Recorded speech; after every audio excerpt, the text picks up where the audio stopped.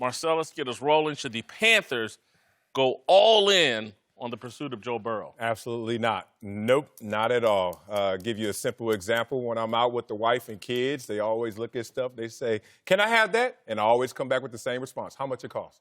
And you know what? In this situation, it's going to cost too damn much to go get Joe Burrow. If you're the Carolina Panthers, think about it. They're 7th in draft order. You know who's right before them? Chargers and Dolphins. So your Eli example, your John Elway example, not analogous, because when you call the Cincinnati Bengals, say, "We want to trade up," you know who's on call waiting? The Dolphins, the Chargers, sitting there driving that price up. So it's going to be absurd what you have to give up. And what are you going to get in return? Think about it.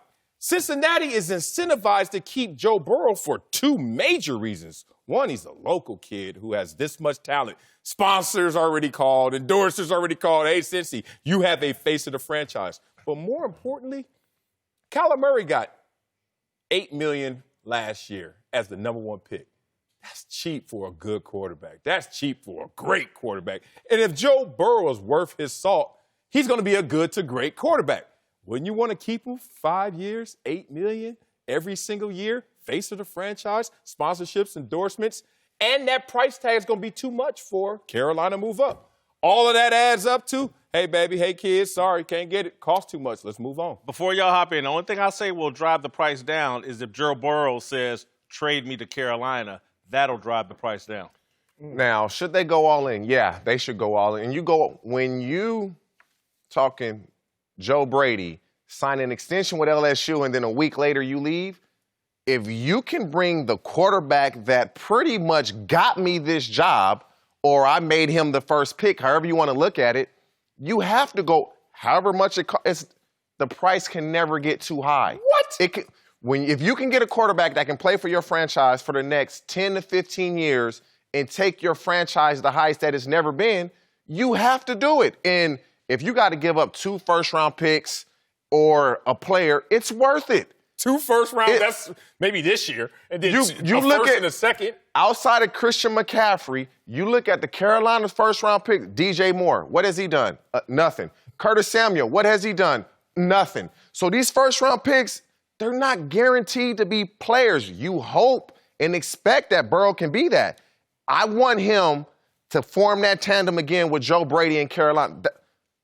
If I don't have a quarterback that can do what Joe Burrow can do, and I'm Joe Brady, is my offense really that dynamic? I don't think so. Look, when you use the term all in, it's a poker term. And what all in means, you have supreme confidence that you have the winning hand, that you know what you're about to do next is going to conquer the board in front of you. Whoever has their pot anteed, I'm taking it home with me. So if you are going to go all in on Joe Burrow, you better be sure that Joe Burrow's all in on you. You better be sure that everybody in that Carolina stand is all in on Joe Burrow, because dissension will kill this deal. You can't have a single naysayer in the building. Should have kept Cam. You can't have that. Now, Cam Newton, he can move on and have a fairly nice career if he's traded to a team who's in a ready-baked situation just a quarterback away. Now, what happens if Joe Burrow comes in and struggles and you just leverage your future for him? If there's anybody in that building... That's what happens when you go all in. You take a chance. You got to take a chance. But the reward, the boom or bust reward of this, in the middle of, like you just described, a complete rebuild, taking away 2 cornerstones offensively and defensively, and Newton and Kuechly, is this really the time to say, okay, now we go all in? This is the perfect time. Did you watch Joe Burrow? I watched Joe Burrow at the college level. How many players have we known the number 1 locks at the college level walk into an NFL facility and all of a sudden they can't make it work? You've never seen this before. Go ahead, Jason. I'm sorry. Rich and Marcellus. Yeah. You do know, like, Carolina's showing its hand in turn. Hiring Joe Brady, to me, tells you what they think of Joe Burrow. And again, and to me, it's proof of why Joe Burrow should not want to play in Cincinnati. Because if I'm Cincinnati and I got the number 1 pick and I'm going with Joe Burrow, I beat Carolina to the punch and I hire Joe Brady. That, to me, is why I don't Get like Brady, the then tag me in, baby. Okay. How about this, though? Isn't this the chicken or egg conversation? What came first? What was great first? Did Burrow make Brady or Brady make Burrow? So you catch some of the LSU winning fever in Carolina without having to take the risk on the quarterback. I got the OC. I believe that he was able to take a guy who was a transfer and transform his career into the greatest college football player we've ever seen. One of them. Y'all gotta get out of this. Is the player. You give me the best game plan in the world. If I can't execute it, is your game plan really that good? It's not. Well, you give me all the information. Belichick proves that game plan may trump actual. Yeah, if you get a study guide before the test. All I want to tell you is y'all really are misconstruing the hire of what Joe Brady means to Carolina. Joe Brady, in his own words, says, I'm about a system that fits my players. So Will Grier, Kyle Allen, and maybe Cam Newton should smile at this. But I'm telling you guys right now, Joe Brady doesn't want Joe Burrow as much as y'all think. Because his fast track to being a head coach is not showing a marriage to Joe Burrow and making that a 2.0 experience in the NFL. It's to grab any quarterback and say, my system applied to you can make it work. Because he won't be the head coach in Carolina. He's going to be the head coach somewhere else. You can't sell marriage and relationship. You have to sell system. So he's actually incentivized to grabbing Kyle Allen, Will Grier, and saying, watch this. Let me make this happen. And when that backfires, then what to his role to a head coaching job? You will bet more on Joe Burrow than Cam Newton, Kyle Allen, and Will Grier? Hell yeah. No question. All right, y'all no question. Hold on. Y'all forgetting how y'all got Joe Burrow. Y'all went all in. This is a Pokes team. 2 retirements, no Cam Newton probably, and then you're going to sit there and say we don't have assets, first-round picks, second-round picks, but we going to be better with Joe Burrow. How about this? I would be more in favor of them going after Teddy Bridgewater in free agency than drafting Joe Burrow. A proven commodity at the NFL level, a guy who can helm a ship. We've seen him do it with 2 franchises now. Because of cost. It's going to cost too much. There is no cost too high. And let me say this about the point of he needs to develop other quarterbacks. That, to me, is a coach whose ego is out of control, that my system is bigger than the players and just give me anybody. Belichick deserves to have that ego. Joe Brady, he better be humble as hell. He already has said that his system applies to others. And I get that's right. Say that just that's in coach case talk. they don't get Joe Burrow. But to me, ego is like Sean McVay. I created Jared Goff, and therefore we're going to pay him $34 million a year. And that blows up in your face. You better go out and get the best players that you can think of and have and coach them. I think your guy Steve Ballmer's already laid the blueprint, man. When you got this kind of money, you want the best. And you go out and do whatever. And he put all kinds of pieces together to get Kawhi. And I see this Joe Brady move as the first step in, like, there's a quarterback out there we want that just set the college football world on fire. He's the number one. Do you not think that Joe Burrow is like a transformative quarterback? If you think that, you go get him. If you don't, you don't. Then who he playing with is my conversation more so than anything, because I saw all the early good to great quarterbacks. Or you want to go to Tom Brady? It was built around them as well. We're talking about defense, special teams that led those early success and championships. Let's say this about Joe Burrow. He's a tremendous talent at the level he's in. But right now, his coach is resume building. His coach just left the NFL to go to LSU to come right back to the NFL. You think he's doing that because he's not thinking about what's next? What's next for him is not an ego play.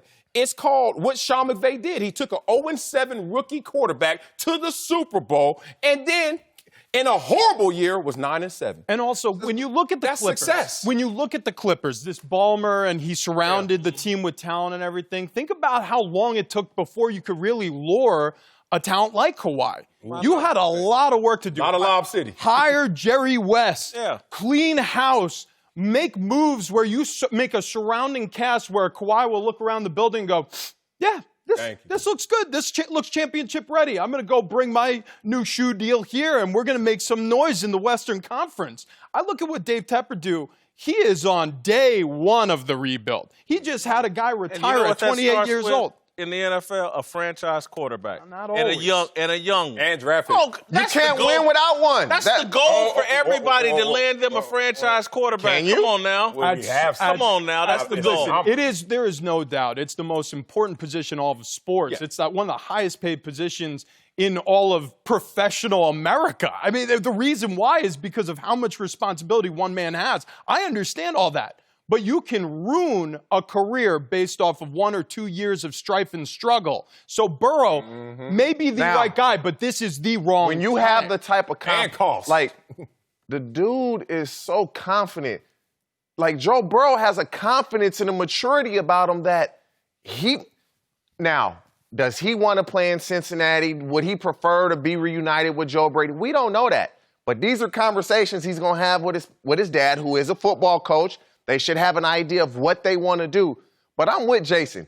Carolina, you got to go all in. And you don't worry about, I don't win this hand in poker. When you go all in, you feel like you got the best hand, it's going to work. And we're not talking about Carolina winning next year. It's going to be the same process Arizona. Never winning. The same process Arizona's going through with Kyler Murray or any of these rookie quarterbacks. Cleveland's going through with Baker Mayfield. It's a rebuilding process. But if you can start with what you believe, and I think Joe Brady certainly believes, the best college quarterback performance we've ever seen from the quarterback, and a hell of a prospect, the consensus apparent number one pick, if you can start that rebuilding process there with his offensive coordinator, with the guy that helped make him make that magic, it's a brilliant play. To me, it's obvious what Carolina's doing. And to me, if I'm Joe Brady and his dad, for a rebuilding team, Joe Burrow and his dad, for a rebuilding team like the Bengals, not to have made this Joe Brady move to me is just another sign like this isn't a forward-thinking organization that's ever ahead of the curve, ever. But they don't spend money. They don't think ahead of the curve. They don't act ahead of the curve. That's why I don't want to be in Cincinnati. I love whipped cream as much as the next guy, right? But I like it on top of whipped cream. I don't like it that much. Oh, really? You know, I hate whipped cream. Oh, no, you gotta no. not call Hang on. quarterbacks whipped cream. You got to build the sundae first. Look at Baker Mayfield right now. And he's not as talented a college quarterback as the man we're talking about, Joe Burrow. But I will say this. It sort of felt like you put the whipped cream in place. We got Odell Beckham Jr. We got Baker Mayfield. Where's your offensive line?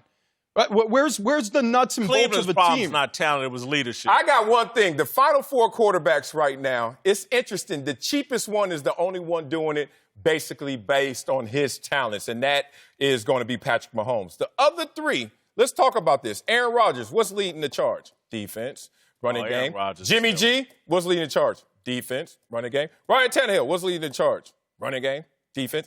But if Aaron Rodgers needed to lead the charge, he could. You keep saying that. He could. Mahomes certainly He's on decline for 3 years, and y'all keep saying that. He's on decline. Thanks for watching. Subscribe here to get the latest from the show. And be sure to check out more of the best clips from Speak For Yourself, or go watch a few segments from our other shows on FS1.